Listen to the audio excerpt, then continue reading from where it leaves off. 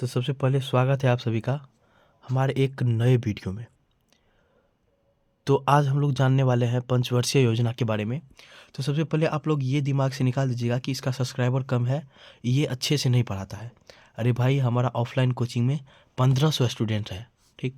1500 students को मैं पढ़ाता हूँ, इसलिए आपको भी मैं उम्मीद करता हूँ कि बहुत ही अच्छे तरीके से समझा पाऊँगा। इसलिए वीडियो को लास्ट तक देखिएगा। धन्यवाद। देखिए, सबसे पहले पंचवर्षीय योजना क्या होती है। पंचवर्षीय योजना जो कि इसका शुरुआत हुआ था 1950 ईस्वी में, ठीक। योजना आयोग का गठन किया गया था और वो 1 जनवरी 2015 में नीति आयोग बन चुका है, ठीक।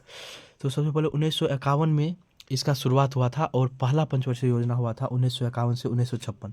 तो यह होता क्या था कि यह 5 वर्षों का एक तरह से टारगेट लिया जाता था कि इस टाइम में कौन सा चीज़ को विकास किया जाएगा और किस तरीके से विकास किया जाता था, किस तरीके से विकास किया जाएगा, इसी चीज़ों पर ध्यान दिया जाता था, ठीक।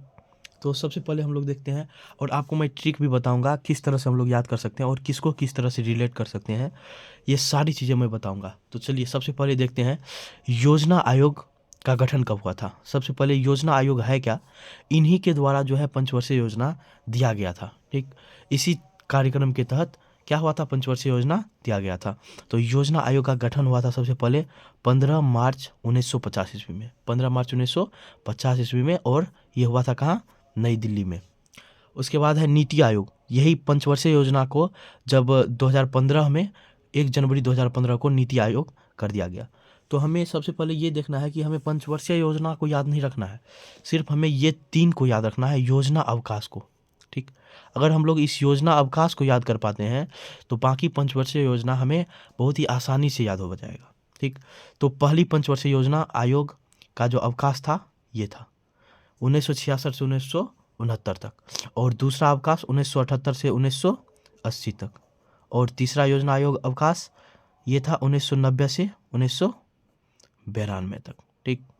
तो देखते हैं, अगर आप ये तीनों याद कर लेते हैं तो फिर इसमें कोई प्रॉब्लम आएगा ही नहीं, ठीक। क्योंकि 1966 से 1969, यहाँ देखिए, यहाँ पर 1966 और उसके बाद गायब है, यानी कि ये योजना आयोग का जो अवकाश हुआ था उसके अंतर्गत आएगा, ठीक।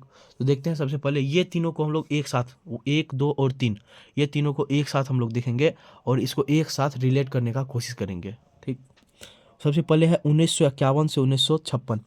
यह मॉडल था, मॉडल होता था उस समय, जो भी योजना आयोग, सॉरी, जो भी पंचवर्षीय योजना बनाया जाता था तो वह किसी न किसी मॉडल पर आधारित होता था। और ये बहुत ही इम्पोर्टेंट है, हेराल्ड डोमर मॉडल, क्योंकि यह हर एग्जाम में, बहुत ही अधिक एग्जामों में यह पूछा जाता है।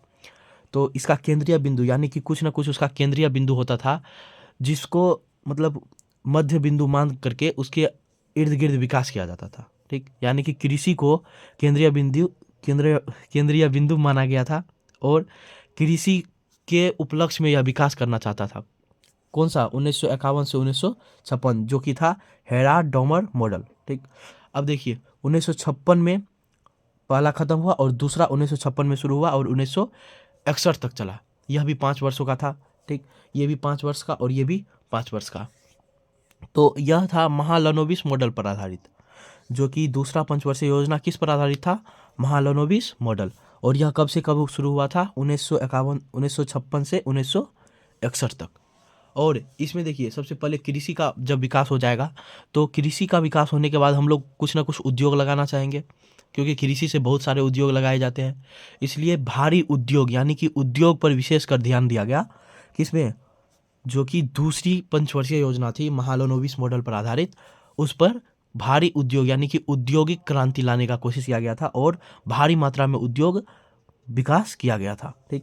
अब देखिए, अब तीसरा पंचवर्षीय योजना था 1961 से 1966 में, ठीक। जिसके बाद एक योजना अवकाश भी था। तो हम लोग पहले देखेंगे, ये तीनों को एक साथ रिलेट करेंगे। देखिए, पहले में क्या था, कृषि, दूसरे में उद्योग। अब देखिए, अगर हमारे पास कृषि भी होगा और उद्योग भी होगा तो हम लोग जरूर है आत्मनिर्भर बनने का कोशिश करेंगे, ठीक। क्योंकि कृषि और उद्योग जब हो जाएगा तो हम लोग भी पैसे कमाने लगेंगे और उससे क्या होगा, हम लोग आत्मनिर्भरता आ जाएगा हम लोगों में, ठीक। तो यह था सैंडी चक्रवर्ती और महालनोबिस, ये महालनोबिस ही थे। तो ये किन किन विचार पर आधारित था, किन किन मॉडल पर, सैंडी चक्रवर्ती और महालनोबिस, 1961 से 1966। यह भी कितने वर्षों का, 5 वर्षों का। तो आत्मनिर्भर और स्वतः स्फूर्त अर्थव्यवस्था, यानी कि खुद का अर्थव्यवस्था बनाना और खुद के द्वारा संचालन करना, यानी कि हम लोग बोल सकते हैं एक तरह से कि आत्मनिर्भर बनना, भारत का आत्मनिर्भर बनना। कौन से पंचवर्षीय योजना में था? 1961 से 1966, क्योंकि उससे पहले हम लोग कृषि और भारी उद्योग का विकास कर चुके थे। ठीक, अब इन तीनों को एक साथ रिलेट किए। अब देखते हैं उससे नीचे चौथा पंचवर्षीय योजना, जो कि था 1969 से 1974 में। ठीक, और उसके बीच था एक योजना अवकाश, ये था योजना अवकाश। तो योजना अवकाश को याद रखना बहुत ही इंपॉर्टेंट है, ये तीनों को आप रट जाइएगा, इसलिए ताकि कोई इसमें प्रॉब्लम ना हो। उसके बाद बस हम लोग को 5 वर्ष जोड़ते जाना है।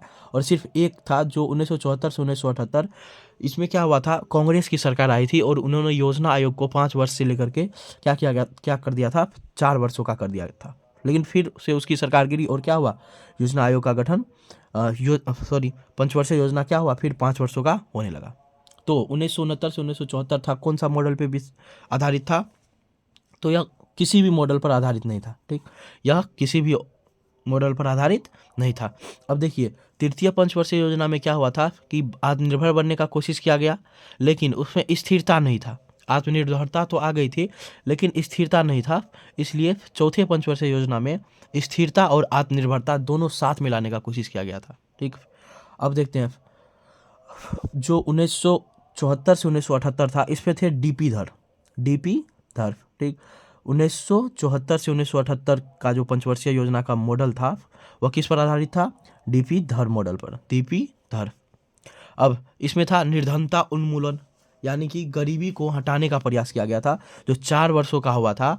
तो जिसमें कांग्रेसी सरकार थी वह क्या करने का काम करती थी? निर्धनता उन्मूलन, यानी कि गरीबी हटाने का काम करती थी। अब देखिए छठा पंचवर्षीय योजना था 1980 से 1985 में आगत निर्गत, यानी कि इनपुट आउटपुट। दो मॉडल था जिसमें इनपुट आउटपुट था, तो वो दोनों देख लीजिए आप, 1997 से 2002 और 1980 से 1985, ये दोनों क्या था? आगत और निर्गत, इनपुट और आउटपुट, गरीबी निवारण और रोजगार सृजन। और जो 1980 से 1985 का था वह था किस चीज़ पर आधारित? गरीबी निवारण और रोजगार सृजन। केंद्रीय बिंदु क्या था? गरीबी निवारण और रोजगार सृजन। अगर रोजगार का सृजन होगा तो ही ना हमारा गरीबी दूर होगा। हर किसी को अगर रोजगार मिल जाए तो क्या होगा? गरीबी हमारा दूर हो ही जाएगा। अब है 1985 से 1990, यह किसी भी मॉडल पर आधारित नहीं था और इसका कोई खास मतलब बोल सकते हैं कि केंद्रीय बिंदु नहीं था, लेकिन ये सम्मिलित रूप से समझ सकते हैं हम लोग कि सम्मिलित रूप से यह विकास करना चाहते थे, यानी हर पंचवर्षीय योजना को यह शामिल करना चाहते थे। और खास करके अगर बोला जाए तो ये गरीबी निवारण और रोजगार सृजन के अंतर्गत ही आएगा, यानी निर्धनता को दूर करने के लिए। अब 1992 से 1977 डब्ल्यू मिलर मॉडल, जो 1992 से 1977 था, इसमें मानव संसाधन का विकास करना, यानी कि मानव के अंदर एक संसाधन का जो प्रकृति होता है उसके बारे में विकास करना, यानी मानव क्या क्या बना सकता है, क्या क्या कर सकता है, उन्हीं का विकास करना था डब्ल्यू मिलर मॉडल। ठीक, डब्ल्यू मिलर मॉडल जो कि था मानव संसाधन का विकास करना, 1992 से 1997। अब देखिए 1997 से 2002 और 1980 से 1985 दोनों था इनपुट आउटपुट मॉडल पे। ठीक, तो इनको हम लोग याद रखेंगे। और इसका क्या था? सामाजिक न्याय और समानता के साथ आर्थिक विकास, यानी कि समाज में जो न्यायिक प्रणाली होती है हर किसी के लिए समान होनी चाहिए, और समानता के साथ आर्थिक विकास, और हर किसी में समानता हो और आर्थिक विकास किया जा सके, यानी धन दौलत में विकास किया जा सके। अब है 10वां 2002 से 2007, जो कि किसी भी मॉडल पर आधारित नहीं था, और इसका भी यही मेन मकसद था। 1997 और 2002 से 2007 का क्या था? सामाजिक न्याय और समानता के साथ आर्थिक विकास करना, आर्थिक विकास पर जोर दिया गया था। किसमें? 1997 और 2002 से 2007 तक। ठीक, अब है 2007 से 2012 तक तीव्रतर और अधिक समावेशी विकास, यह भी किसी मॉडल पर आधारित नहीं था, और 2012 से 17 भी किसी मॉडल पर आधारित नहीं था। तीव्रतर और अधिक समावेशी विकास, देखिए तीव्रतर और अधिक समावेशी विकास 2007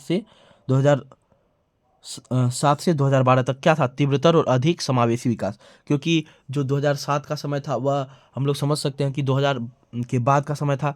तो उसमें क्या था कि हमारा विकास थोड़ा बहुत कुछ ना कुछ ज़रूर हुआ था, आर्थिक विकास भी हुआ था, हर एक पहलू में विकास हुआ था। इसलिए हम लोग चाहते थे कि विकास के दर को थोड़ा-सा तेज़ किया जाए, ठीक? समावेशी विकास का मतलब होता है हर चीज़ के अंदर विकास करना, ठीक? हर चीज़ के अंदर विकास करना, जो हमारा उद्योग हो या कृषि हो या आत्मनिर्भरता के संबंध में हो, शिक्षा के संबंध हो, तो वो होता है समावेशी विकास। और यही समावेशी विकास करने का कोशिश किसमें किया गया था? 2007 से 2012 तक में। अब है 2012 से 2017, जो कि हमारा 12वां मॉडल था, सॉरी 12वां क्या था? पंचवर्षीय योजना। ये सारा पंचवर्षीय योजना का लाइन लिखा हुआ है, ये मैंने पढ़ने पर ध्यान नहीं दिया, इसलिए आप लोग इसको देख लीजिएगा। 12वां मॉडल जो था 2012 में शुरू हुई। ये तो बहुत ही आसानी से हम लोग याद कर सकते हैं, क्योंकि 12वां मॉडल था 2012 से 2017 तक, और इसका भी वही था कि तीव्रतर और अधिक समावेशी विकास, यानी कि इस समय में विकास पर बिल्कुल अच्छे तरीके से फोकस किया गया था, ठीक? अब देखिए, आप लोग एक बार अच्छे से और देख लीजिए और इसको नोट कर लीजिएगा ज़रूर, और इससे अधिक क्वेश्चन कहीं भी नहीं पूछा जाता है, ठीक? तो देख लीजिएगा बढ़िया से, और अब हम लोग मिलेंगे नेक्स्ट वीडियो में। तब तक के लिए thank you so much. Video को लाइक शेयर सब्सक्राइब जरूर कीजिएगा।